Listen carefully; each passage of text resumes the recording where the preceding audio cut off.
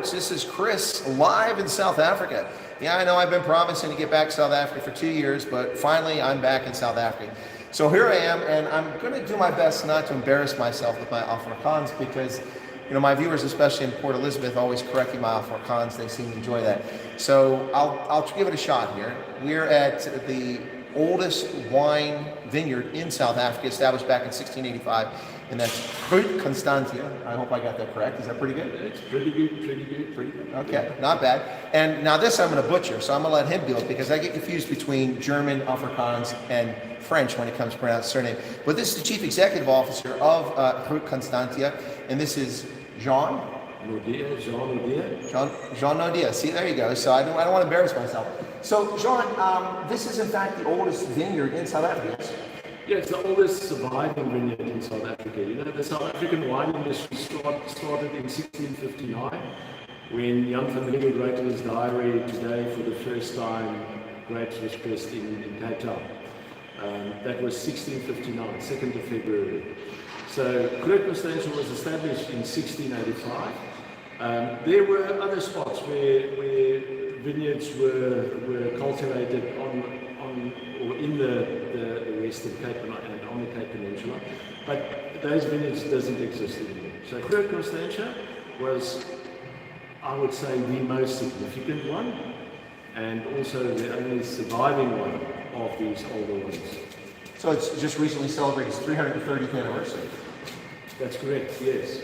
And it's you know, during its existence, it built up quite a significant list of clients, of which Louis Philippe, a French king, was one. He purchased wine from the Peter family for 3 times. So that's just proof of the special quality that this farm was able to produce 300 years ago.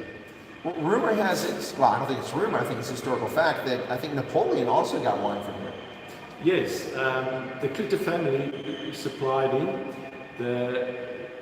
Joseph Lusson was appointed by the English East Indian Company to source products for St. Helena. They were in control of St. Helena, and Joseph Lusson, the agent, was married to a Clitter daughter, and obviously he purchased wine from Groot Constantia to supply Napoleon while he was on exile in St. Helena. For the American audience and the Brits, that's St. Helena. The pronunciation a little bit different here. But so wine, obviously, the climate here is Mediterranean, like you find in Southern Europe. That's correct. And so that's probably the reason why it was a good idea. Plus, when the Cape Town was originally established by Jan van Riebeeck, it was supposed to be a refitting, resupply station to help sailors prevent getting scurvy and that sort of thing. So grapes seem to be, in this climate, a natural sort of crop. Yes, it contains a lot of vitamin C, so it was just a natural thing to do. Yeah, so it was just one of those things, you know. Alcohol is always welcome, and if you're so far away from your source of alcohol, you just start producing it yourself. So this particular vineyard, Groot Constantia, was, if I recall correctly, established by Simon van der Stel. He was a very famous personality back in the early history. Simon van der Stel was the governor of the Dutch East Indian Company. It's interesting to note that in those days, it was not a government, not an established government, but a private corporation. Yeah, that was in control of the Cape, but it was well, they said the Dutch East Indian Company was the first multinational company, and they controlled the Cape. They appointed governors and dignitaries to rule what's happening here. And Simon van der Stel was one of the governors here, and land was granted to him in 1685. In other words, you know, if you look at it, he could have chosen any piece of land, but he chose this piece of land. Was there a specific reason that he liked this? Well, it's said that he sent people out on horseback and collected soil samples and so forth. But his predecessor, Jan van Riebeeck, was trying to do grapes in the city bowl. And the summer southeaster totally destroyed, is crop after season after season. But what about the soil? So, Wouldn't the city bowl be kind of sandy too? That's probably not the well, best. it's the same soil. Oh, it is the same soil. Same type of soil. But my personal opinion is that you choose the place that is not as windy as the city bowl. And Constantia is known for that. It's not as windy. The southeaster that cools the Cape down during the hot summer months is not that strong here in Constantia. And you could have seen that on the trees.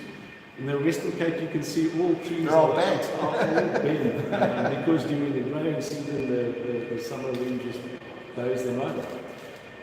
You don't see that in Constantia. And so this estate is nestled right up against the back of the mountain, and it's on the slopes here is where the vineyards are. Is the soil here particularly well suited to produce a particular type of grape? Yeah. It's decomposed granite, which is very suitable for vineyards. But the important thing about Constantia is that it's a cool climate. Due to that wind, which blows directly from the ocean, our temperatures, our midday temperatures, is about 3 to 5 degrees cooler than what you get in Paarl and Stellenbosch. And that is the main attribute that makes Constantia different from the rest of the South African wine industry. That's an interesting point. So the wines that you produce here, of course, some of course are consumed domestically, but you also have an export market for your wine, yes? That's correct, yes. We export about half our production. Is there a top market? So I'm going to guess the United States is probably a top market, or is that a false assumption? It is a market. it's a market, okay. Maybe not the top market, but it's a market. Our most important market is Germany. Okay, well that makes sense. Followed by Holland. You know, it's a cultural and a historical thing. The UK, Belgium, here and there in Scandinavia, China. That's a growing market, of course. That's right. And the US. We're in there somewhere. Yeah. And then, of course, the local market. And being that old and being such a remarkable historical estate, we are a tourist attraction.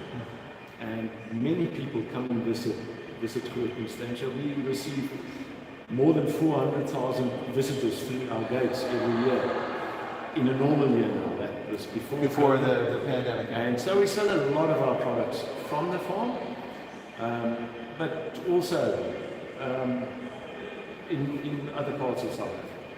Now, a few years back, my colleague who worked at the embassy up in Pretoria, doing the same job in South Africa that I was doing in Botswana, said, hey, when you come down for this conference, why don't we do a vineyard tour? I'm like, oh, I don't want to do a vineyard tour. Come on, man, that's, I don't know. He's like, no, it's going to be great. You'll love it. And I did it, and he was right. But one of the things I learned about that is that vineyards down here ship their wine all over the country. There's like warehouses in Gauteng where they come from vineyards down here stored. Does Groot Constantia also do the same sort of thing? You ship your wine all over the country, so if you have a particular wine you like from here, you can get it easily somewhere else in the country? Yeah. No, that's true. You know, people come and visit us, but we obviously prefer that they buy the wine from us, but it's available, freely available, on consumption, off consumption in the other parts of South Africa. Now you mentioned tourists. I guess I fall into that category today, tourists coming here today. But tourists, are your tourists coming from all over the world? In a lot of Africa, we see a lot more Chinese nationals that are doing tourism in Africa, not just domestic, but tourism. But traditionally, I imagine that probably a lot of your international visitors probably come from Europe and maybe some from the US. Yeah, Europe is our main source of tourism. Europe and the UK. China's developed, but COVID has sort of messed everything up. So I must say, the US market is picking up quite nicely after COVID. Well, that's some good news to hear. So, the impact of COVID, let's talk about that very quickly here. So when the lockdown was instituted here in South Africa, it was a pretty serious lockdown, pretty stringent. And one of the impositions initially was that you couldn't transport alcohol. Now, for those thinking about alcohol, you're probably thinking about going to your package store or buying some beer or buying some wine. But that's just one aspect of it. Another aspect of it is for the wine industry, which ships a lot of its wine overseas to export markets. If you can't move it to port or to the airport, you're not going to be able to sell it overseas, and that could make you an unreliable supplier. Now, there was an imposition that would last a brief period of time, but that could have been a disaster for South Africa's wine industry, do you think? Yeah, no, certainly, Chris, but I think the mistake was recognized and it was rectified before any damage was done. In our case, we didn't suffer any damage due to that. The embargo was lifted before it really affected us. So that was not a major thing for us. The major thing was the embargo on alcohol in general during that stringent lockdown periods. We were unable to sell alcohol. We could still export, but we couldn't supply the local market. And that was, especially for us, being so exposed to visitors to the estate. And having no visitors. And having no visitors. And you earn an extra margin by selling it from the farm. So your whole business model is designed to make use of that. And then all of a sudden that thing is cut. So it was a major issue for us. That's actually a very good point. I think a lot of people probably don't realize is when you rely on that portion of your business model where people are coming to the property and they're buying it and you don't have a middleman, so you're not paying for transport, you're not paying for the middleman, the wholesaler's got to make money, and some more of that could be returned to the farm, and when you lose that segment, that's got to be a pretty tough situation. It's still an expensive way of selling your products. It's not that you put that whole margin in your pocket. Because you need staff, you need facilities to accommodate those numbers and to see to your visitors. So it's an expensive way of selling. But when COVID came, we retained that staff. So your cost structure stay the same, but your income falls away. Well, that's a fair point because a lot of businesses made workers redundant. And of course, a lot of businesses unfortunately went out of business. So you were able to keep people on staff, but obviously that had a big impact on whether your bottom line. Can I just break? I have the battery change. Okay, go ahead. We're going to keep going. I'm live, so you can change the battery, and we'll just edit that portion. Okay. There's a little bit. We're double filming here, folks. Just so you know. So apologies for that. But stick with us there. We lost our good light there, so that's okay. So let me ask you this question. I'm not really a wine connoisseur, but I do have my favorite wines. I'm kind of partial to German wines and South African wines. But my favorite in Germany is a Michaelisberg Cheeseborger, which is very good white wine. And I was not really a big red wine drinker, but I came to the Cape and I was told you should try the Cape Shiraz.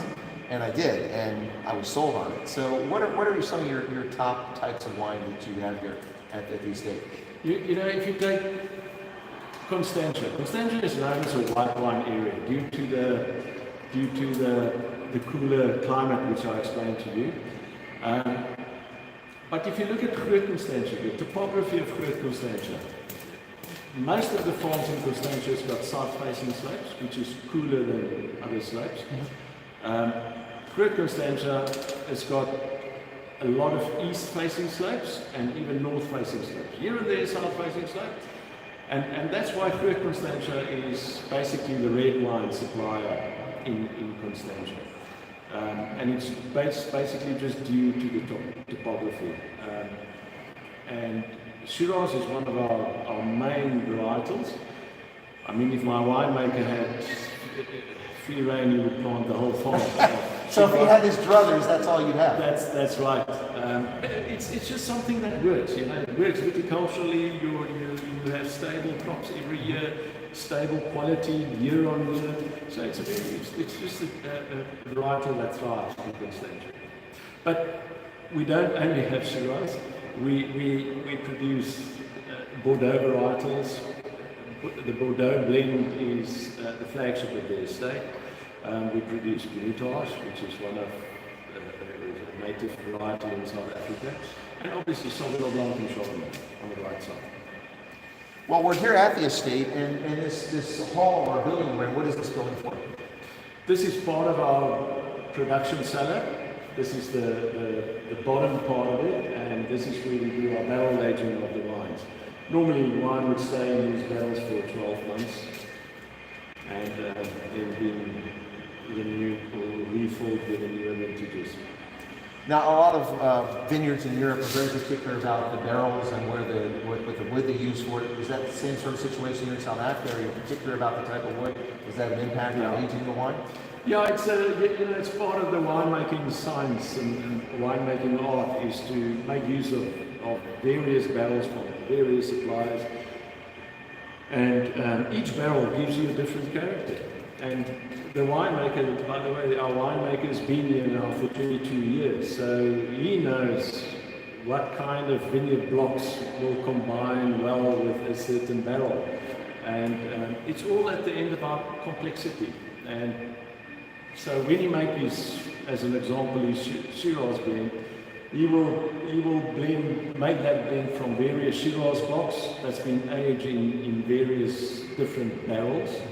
And in other words, it's got a lot of components to play around and then sort of make the best blend that's possible. Now, you mentioned complexity in winemaking. Obviously, very complex science or art or a combination of the two, I imagine. But we talked off air a little earlier about continuity, and particularly in an industry like this, continuity for the historical knowledge and experience is really something that comes into play. I mean, if you want to design software applications, you can just come in and understand your programming language and go in the direction you want. You don't have to have 50 years of history there necessarily. But when it comes to winemaking, continuity is probably important to your business.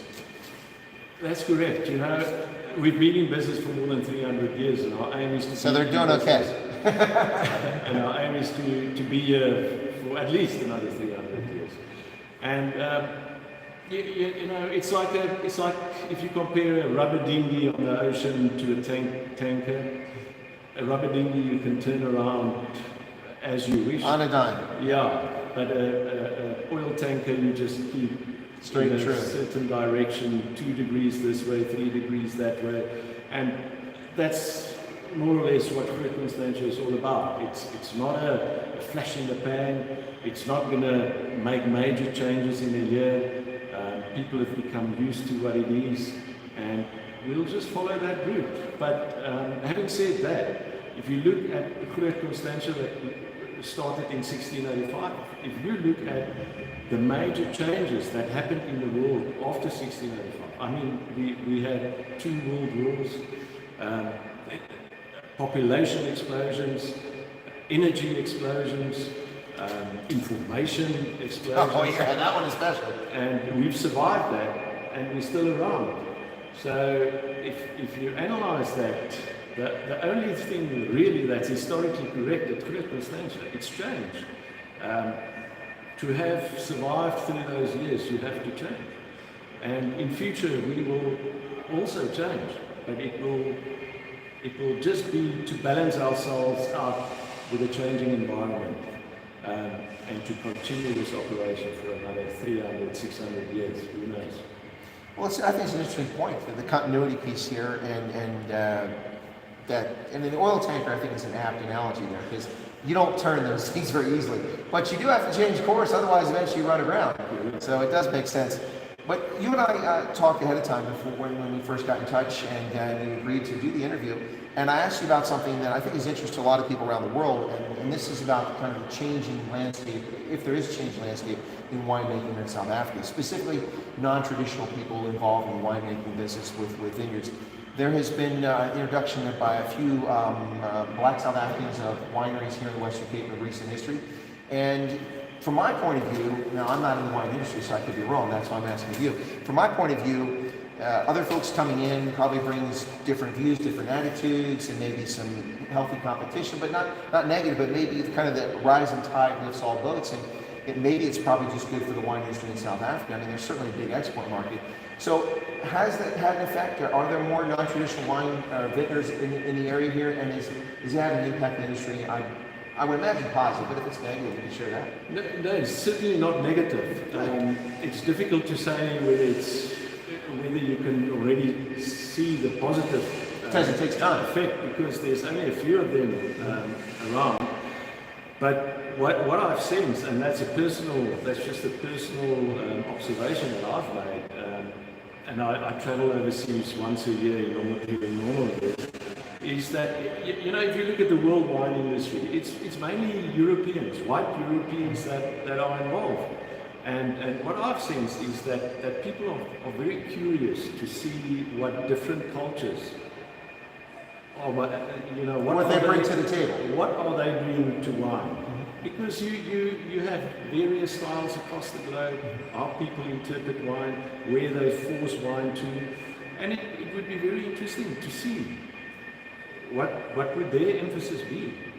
And that's why I say I think it's a major opportunity that we have here in South Africa, is to introduce these people and to introduce more of them to really make a change.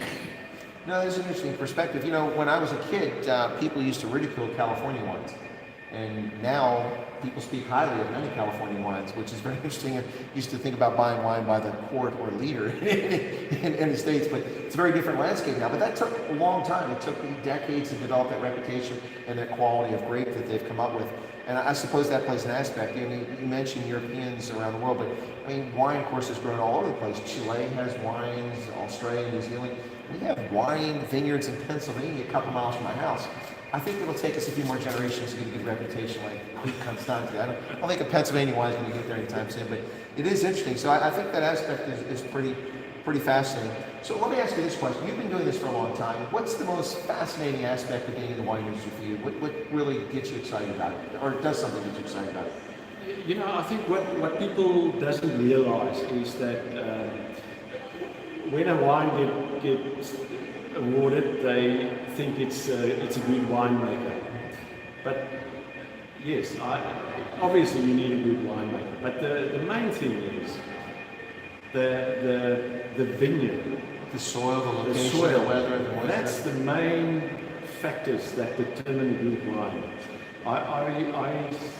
You know, if you look at, I sometimes say a winemaker is a gynecologist. You just facilitate the process. Oh, okay. I was trying to register that in my head. I got it now. If the child is clever, you don't say, "Oh, was a good gynecologist." Exactly. So you were just there for the ride. Yeah, it starts in the vineyard. Yeah. And that's where the genes are being determined. And you know, in the wine industry, we always say, a wine cellar is not a hospital. It's not a place where you fix sick things. You need to start in the vineyard. And at the end, what you have in your glass is an expression of nature. And that's the point I want to make. It's an expression of that specific vineyard block, where it was cultivated, and so forth. And it's amazing. If you look at the whole process, no, it absolutely is. There's so many things in life that we deal with, and you know, who came up with that idea? I mean, for instance, who thought of eating a puffer fish? I mean, that thing will kill you. Where did that idea come from? You got to wonder about that. And coffee beans? You ever chew on a coffee bean? They're nasty. I guess watching the goats dance around is what they beat the idea. But the same with wine. How does somebody come up with the idea of doing that? But it is fascinating. So, Jean, you know, it's interesting that you described winemaking that way. It's a very interesting way to look at it. But let me ask you this question. Where do you think the future of wine is going in South Africa? Is it expanding in other places? I mean, are there going to be vineyards, or there already vineyards in the Eastern Cape, in other parts of the country? Yeah, you know, it's difficult to predict because there's new varietals and each varietal thrives in a different area, and we're talking about long term now, really long term. And if you look at the South African wine industry, in the years of the KWV with the quota system, quotas was by district. So certain districts in South Africa didn't have a quota. So you couldn't, if you live in that district, you couldn't plant. And after the quota system was lifted, we've seen huge development in new areas, like for instance, Hermanus, Walker Bay, Agulhas, along the west coast. Those were all areas that wasn't allocated quotas in the past. There's people now, even in KZN, that's cultivating vineyards, but you know, for obvious reasons, it's very difficult there. But yeah, I don't know. There's a lot of freedom, and certainly people will experiment, and wherever it will work, it will be a success. There you go. Well, I would be remiss, before we wrap up, John, we'd be remiss if I didn't bring up the topic of the Huguenots.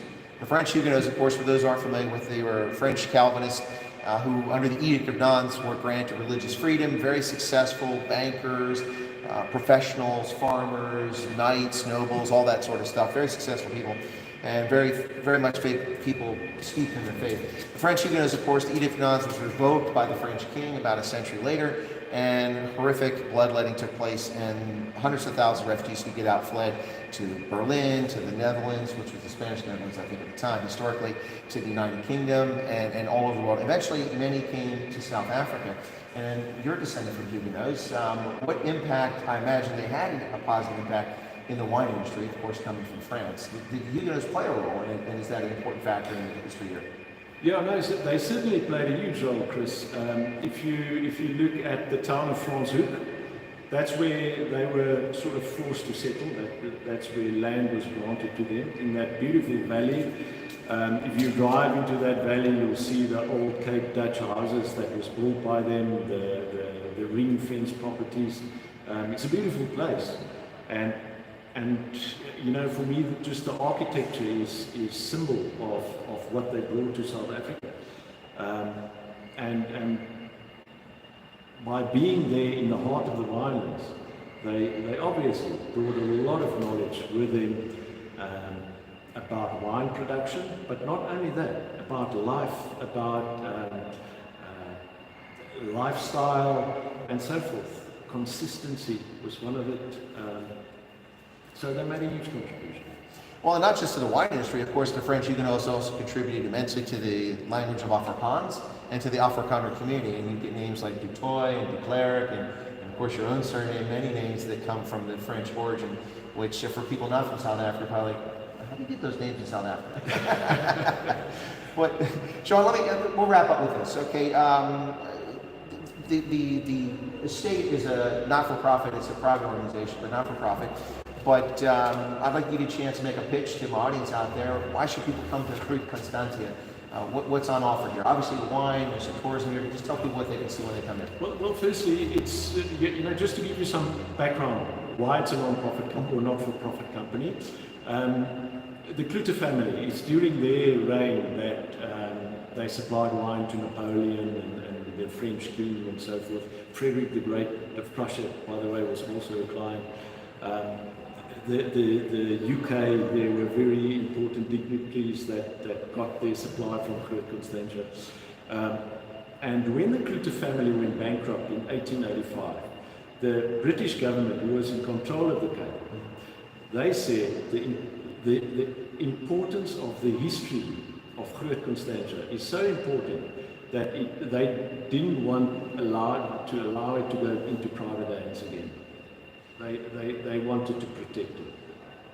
And needless to say, you know, the state can't run a wine estate, and at the end, you know, what they wanted to protect it, they actually destroyed it.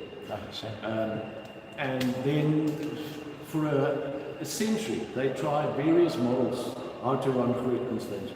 The Minister of Agriculture for years stood with a red face in Parliament explaining the losses and the losses of Groot Constantia to the public, or to the taxpayer. But that's the problem. You know, you cannot run a place like this with state bureaucracy. You need to take state bureaucracy out of this. Quick decision making. And that was the main reason why in 1993 the state-owned property was transferred to a non-profit company,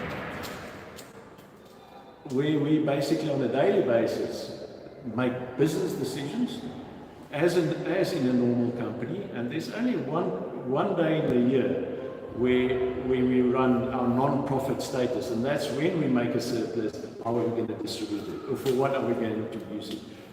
It's very clear that profit needs to be plowed back. So we just decide how are we going to plow it back. But for the rest, it's run like a normal company.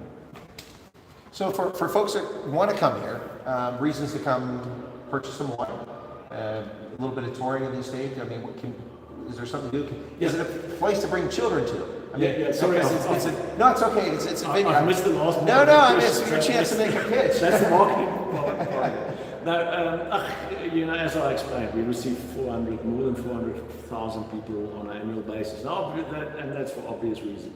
The farm's got 2 restaurants. We've got 3 tasting rooms. That's not for the children. No, it's not for children. And even on a winter's day like today, all those 3 facilities are operational. Because we get tourists, and besides those facilities, we also run a museum on the farm, which is managed by Zika Museums of Cape Town and South Africa. And it's a place where you need to put at least half a day aside to come and visit it and do it properly. Otherwise, you're just going to brush over it, and you're not going to experience the heritage of the South African wine industry. So take out at least half a day and come and visit Groot Constantia. There you go. And experience fantastic wines. Oh, and fantastic wines. There you go. Jean, thank you very much for your time. It's a real pleasure. Folks, hey, if you find yourself in the Western Cape, come on down here and check it out. This is a fantastic, from an architectural standpoint alone, seeing the Cape, traditional Cape buildings, it's brilliant. The wine, beautiful location. If you find yourself in the Western Cape, come on down here and check it out. And, give it a try. It's a good use of your time. It's been a good use of my time, the short time I've been here today. It's raining outside. The lady who was working at the reception out here, I'm standing around with my short sleeves on. She said, "Aren't you cold, sir?" I'm like, "Nah, I'm in heaven, man. It's like 14 degrees. That's perfect for me." I would have shorts on, but I put trousers on to show respect for the CEO of the estate. I didn't want to come in shorts. But but seriously, come on down here. Summer is just around the corner, spring and summer in this part of the world, the Southern Hemisphere. So come on out. So we'll catch you next time here at Chris Wyatt Reports. Thanks a lot. I am in South Africa after a long promise. I'm back. It's been a while, and I'm here for a month, and keep up with us, and we'll keep you informed. Cheers, everybody. Ke ala boa. Bye-bye, Duncan. Thank you. Bye-bye.